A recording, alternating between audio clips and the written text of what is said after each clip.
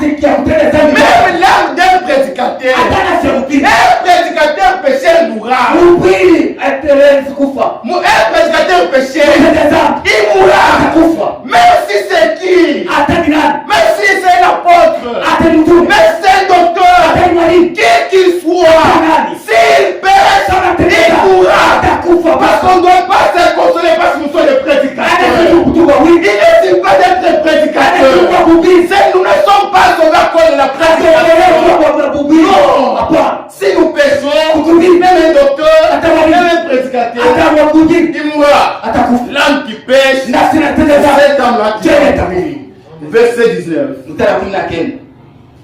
Vous dites pourquoi le fils ne portera-t-il pas l'iniquité de son père? C'est que le fils a agi selon la droiture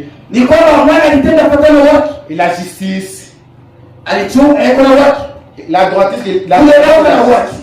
celui qui l'a observé et mis en pratique toutes mes lois, il vivra. L'âme qui pêche, c'est celle qui mourra. Le fils ne portera pas l'iniquité de son père. Et le père ne portera pas l'iniquité de son fils. La justice du juste sera sur lui. Et la méchanceté du méchant sera sur lui. Si ta maman est sainte, c'est celle qui sera enlevée.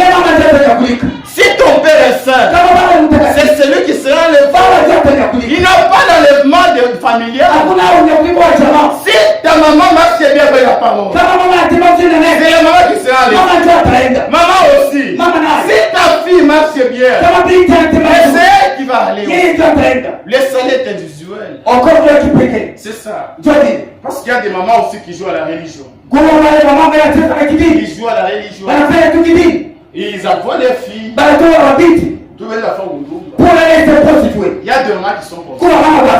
On a ça avec Jaco. Toi, tu n'es pas comme les autres. Mais tu dois être maligne. Les autres, même toi, tu es ici. Tu vas pas les autres. C'est tellement mal.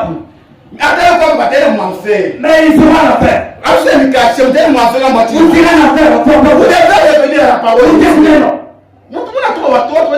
Vous envoyez les enfants à la position.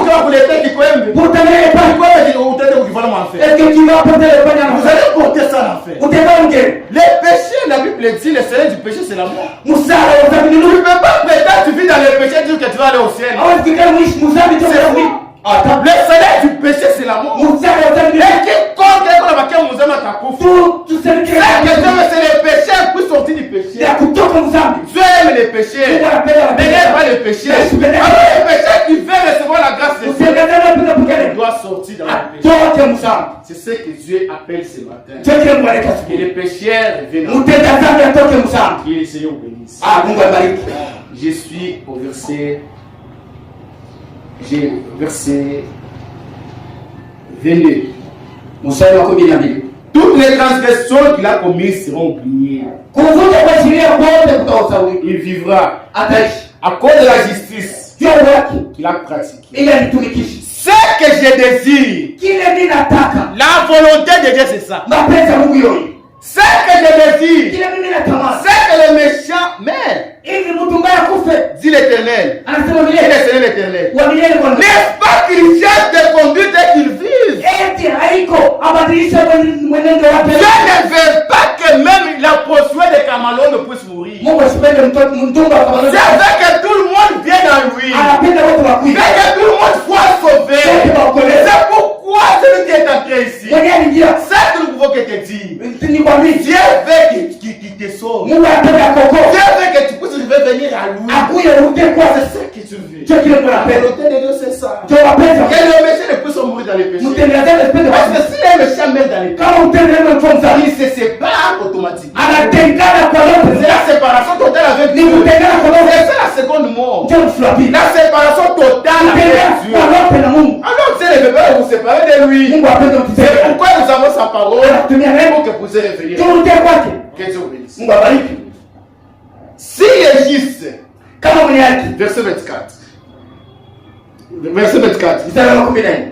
Si le juge, je détourne de sa justice, et commet l'iniquité, si il imite toujours les abominations du méchant, vivra-t-il? Toute sa justice sera oubliée. Toute sa justice sera oubliée. Parce qu'il s'est livré à l'iniquité, au péché. À cause de cela, il mourra. Vous voyez la gravité des choses. Vous suivez bien ma écriture. Suivez ça attention. Si un qui s'abandonne, il laisse la parole.